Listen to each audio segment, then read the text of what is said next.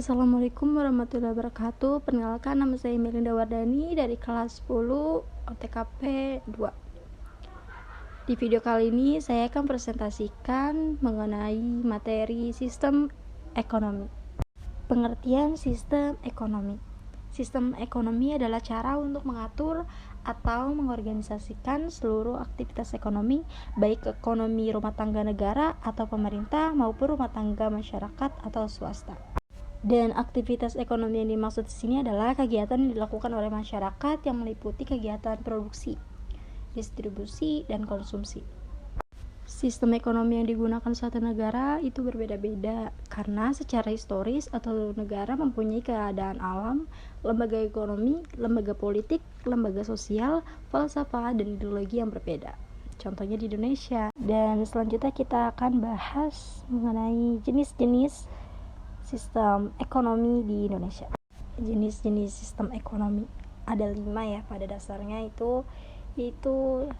Sistem ekonomi tradisional, 2. Sistem ekonomi kerakyatan, 3. Sistem ekonomi liberal, 4. Sistem ekonomi sosialis atau terpusat, dan 5. Sistem ekonomi campuran atau sosialis dan liberal. Berikutnya kita akan membahas masing-masing dari pengertian dan juga kekurangan dan kelebihan dari jenis-jenis sistem ekonomi ini.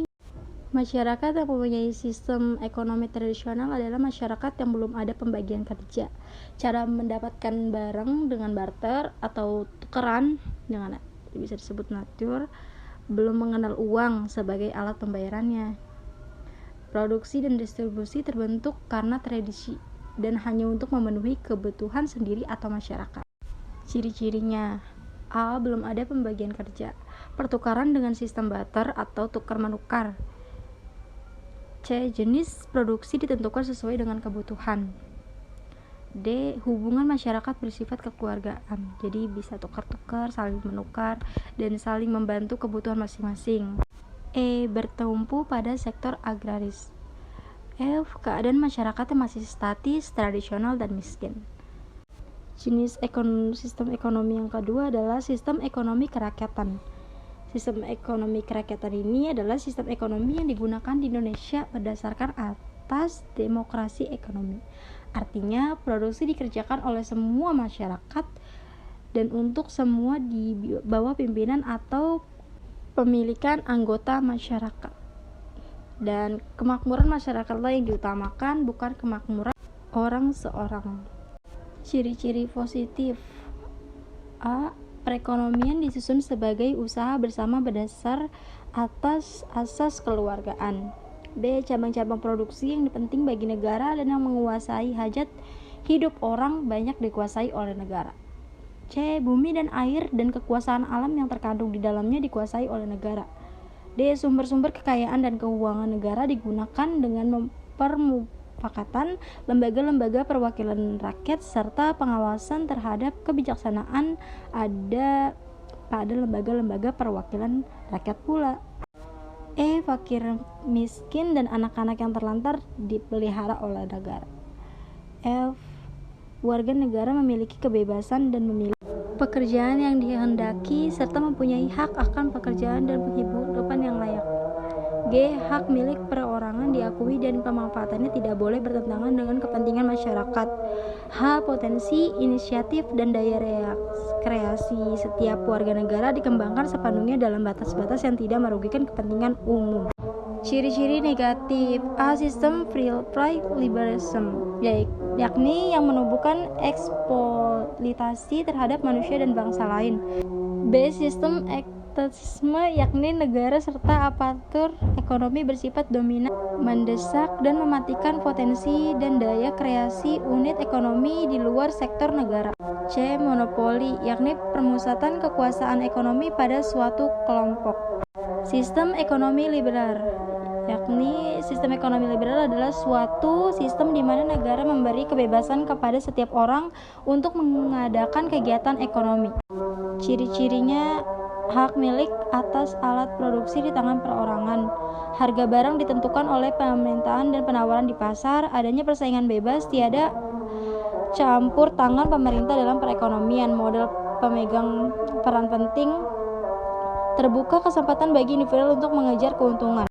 Kelebihan: A. Dapat meningkatkan efisiensi dan kualitas barang yang diproduksi, terdorong untuk mengejar kemakmuran bagi dirinya sendiri. Setiap orang atau pengusaha termotivasi mencari keuntungan. Pemilihan sektor usaha disesuaikan dengan kemampuan.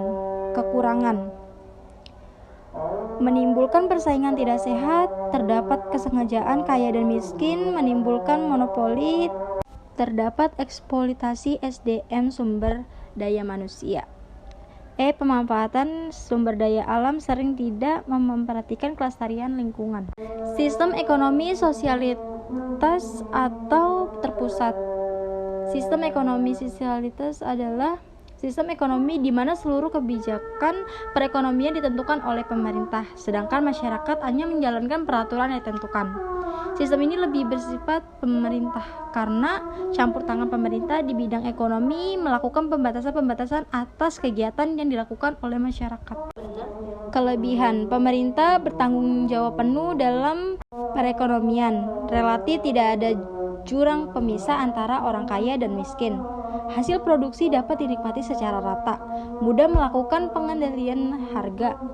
Kekurangan: hak milik perorangan sangat dibatasi dan rakyat kurang memiliki pilihan. Potensi dan daya kreasi tidak berkembang. Tidak terdapat kebebasan individual. Ciri-cirinya: perencanaan disusun oleh pemerintah pusat. Semua alat produksi dikuasai oleh negara. Produksi, distribusi, dan konsumsi diatur secara terpusat. Inisiatif dan hak milik perorangan dibatasi. Sistem ekonomi campuran atau sosialis dan liberal dicampur gitu.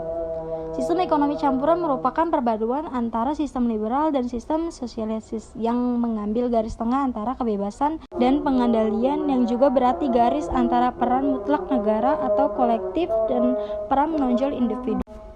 Ciri-ciri adanya campur tangan pemerintah dalam perekonomian. Pihak swasta ikut berperan dalam kegiatan perekonomian. Kelebihan: A. Sektor ekonomi, pemerintah dan swasta terpisah secara jelas. B. Fluktuasi harga dapat lebih terkendali. Hak milik perorangan diakui dan pemerintahan mendorongnya. Kekurangan: jika peran pemerintah mendominasi akan timbul etatisme. Jika peran swasta mendominasi akan timbul monopoli yang merugikan masyarakat. Sekian presentasi dari saya. Kurang lebihnya mohon maaf, bila ada salah kata atau pengucapan juga mohon maaf. Sekian, terima kasih. Wassalamualaikum warahmatullahi wabarakatuh.